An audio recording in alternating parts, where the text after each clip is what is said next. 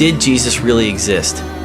Is there any other documentation outside of the Bible that would lead us to believe he was a historical figure?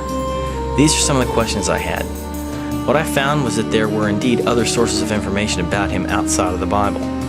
First, the Jewish Talmud speaks of him, itself compiled between the years 70 and 200 AD. On the eve of the Passover, Yeshua was hanged.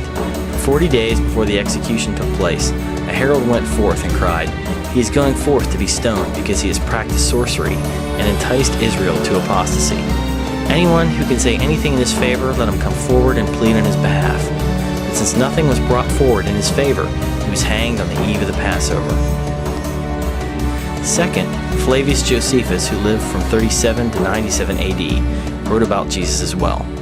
According to some, there are questions about some of what Josephus wrote, so for the sake of argument, this is what the text looks like without the suspicious pieces. About this time, there lived Jesus, a wise man, for he was one who wrought surprising feats and was a teacher of such people as accept the truth gladly. He won over many Jews and many of the Greeks.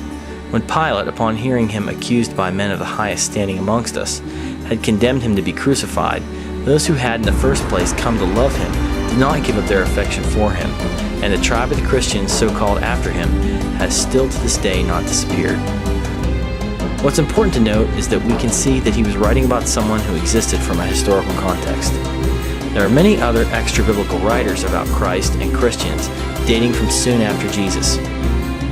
This list includes Cornelius Tacitus, Gaius Suetonius Tranquillus, chief secretary of Emperor Hadrian, Pliny the Younger, Roman governor of Bithynia in Asia Minor, Emperor Hadrian, and Lucian, a 2nd century Greek satirist. After looking at these writings, I could only conclude that he did indeed exist. One quote I found interesting in this search: "This Jesus of Nazareth, without money and arms, conquered more millions than Alexander, Caesar, Muhammad, and Napoleon. Without science and learning, he shed more light on things human and divine than all philosophers and scholars combined. Without the eloquence of schools, he spoke such words of life as were never spoken before or since, and produced effects which lie beyond the reach of orator or poet. Without writing a single line, he set more pens in motion, and furnished themes for more sermons, orations, discussions, learned volumes, works of art, and songs of praise than the whole army of great men of ancient and modern times." Philip Schaff.